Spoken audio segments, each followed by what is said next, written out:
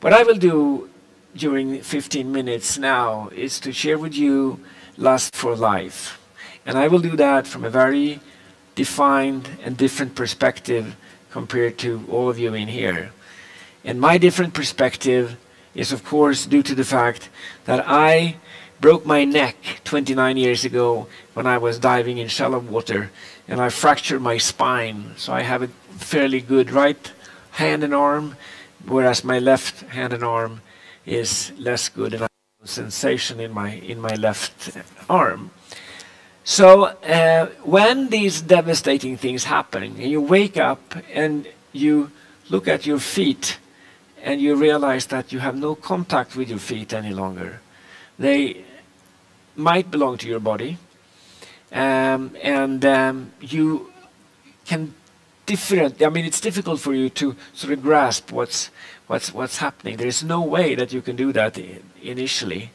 You're thinking of what constitutes spinal cord injury? What constitutes a fracture on your spine?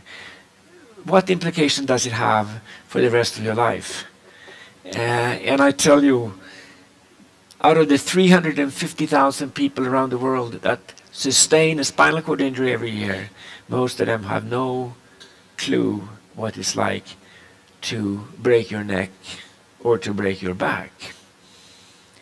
No legs, you cannot walk any longer. And it's amazing that most patients that wake up after the trauma, the first thing they ask is always, will I be able to walk again? Can I walk again? I don't need to walk that long. It's the mantra of looking into a perspective where you have to walk.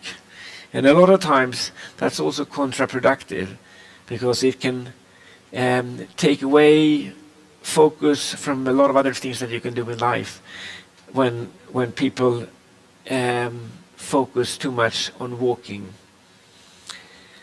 There is no return.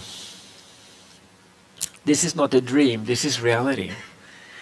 And it's important to realize that when you start to work with spinal cord injury patients and trying to convey to them that they have to learn to live with their injury but not necessarily accept it. A lot of people argue that that's only semantics, but I know that it's not only semantics, because if you decide yourself not to accept your spinal cord injury, if you decide yourself to fight and to turn page and look forward and not just refrain from everything else and get into that passive mood, you will have much more energy. And this can be a dilemma where people say you have to accept your disability, you have to accept this, you have to accept that, and so on and so forth. No, you don't have to accept that, but you have to learn how to live with it. There are a lot of things you cannot do when you have a spinal cord injury. You cannot walk, you cannot return, and you cannot have sex, you cannot have an erection. And today, it's better than it was when I had my spinal cord injury initially 29 years ago, because there are better medications for erectile dysfunction. But 80% of the spinal cord injury population are young males. And of course, one of their prime interests, one of their drives is sex. And you have to be sensitive vis-a-vis that and address that in a professional and proper way, which, sadly to say, most institutions don't do. Okay. What type of key elements do we have when addressing, again, lust for life? How do we define lust for life? Can you tell me what makes life worth living? We've been talking about Superman earlier, Christopher Reeve. He fell off the horse and had a C3 fracture. I have a C6 fracture, cervical vertebra 3 for Christopher Reeve. He couldn't breathe himself. He had to use a ventilator all the time. So people then say, is life worth living if you cannot breathe? Is life worth living if you can move one hand? If life worth living if you can move two arms or whatever? It's only the person himself who can make that decision. And that's one of the reasons why I have difficulties in embarking onto the discussion about euthanasia, where actually there was a spinal cord injured person in Wisconsin that actually was killed by the hospital. He was a C3 because they figured out that life quality would be so poor and bad, so they decided not to. But there's another interesting thing here, and that's faith.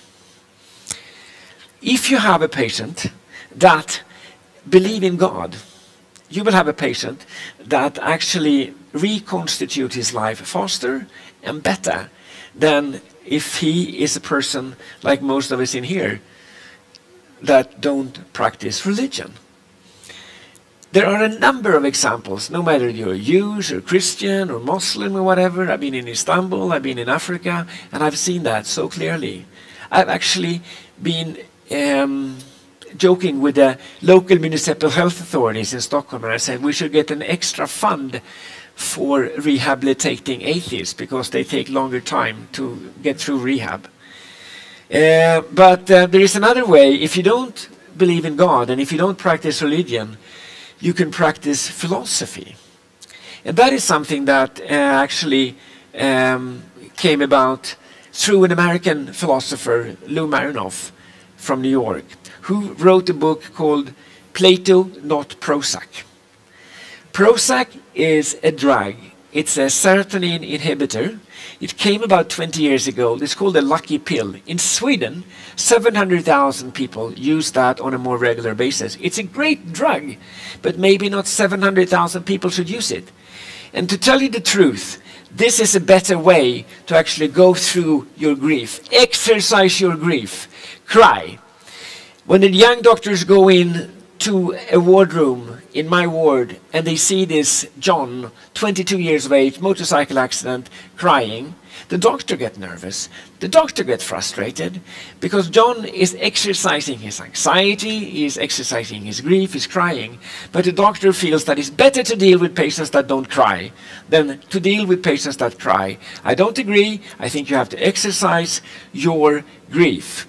And sometimes you can do that if you embark on these Lou Marinoff things with the philosophical practice.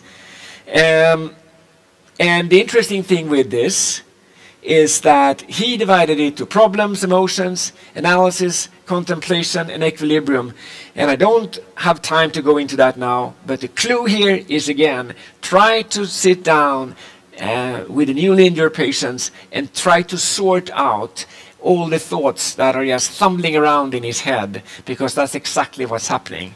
He cannot sort it out, and he's right in the middle of everything. And if you can help him with some minor intervention on the philosophical side, you're much better off. So the spinalis concept deals with body, mind, and life. And if we start with the body, which we did, it's trying to optimizing the body function, routine system and specialized procedures.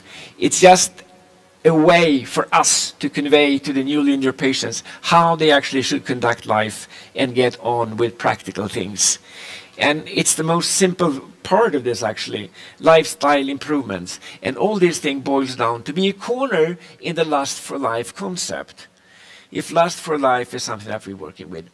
If you look on this patient who's coming to the outpatient unit, he has urine that smells, and we take a urine culture, he gets antibiotics, and the normal question in this country is, you want a sick leave. And then the doctors a lot of times think that this is it, that we're over. But if you just dare to go a little bit further in situations like this, this guy, he's an entrepreneur, he's running a company, annual report, red figures, he's facing a situation where he might go into bankruptcy, he's thinking of his marriage and kids, and we have cows. And the interesting thing with this is that we need to be more sensitive vis-a-vis these things. And we are not. In exercising healthcare, we need to be much more subtle in trying to figure out these things, because there are much more to gain if we can do that. Not just take culture and not just write antibiotics. So the other thing is then life. So what do we have on the life thing then? Reintegration, technical aids, home adaptation, workplace adaptation. It's a matter of getting people back into work. And it's amazing. There's nothing within the rehabilitation process that has more impact on the lust for life aspect than getting a person back into work. It's superior to anything else. Getting back into the work situation. When I help people today, my patients, to an ordinary job anywhere, they come to me with a key or with a card for passing into their new job, and that constitutes happiness and lust for life again. So, is there anything that's more important than to be part of something? And that is when you are part of something. Okay, the other thing is, of course, to be a parent and with a mind. Sex, as I said, is something that really boils down to mind.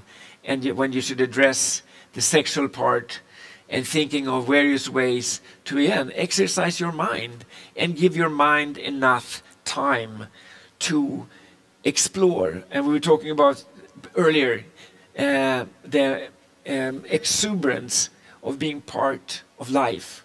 And the exuberance has nothing to do whether you are crippled, lame, disabled, or whatever. The exuberant part in embarking onto life, where lust for life is something maybe of this kind.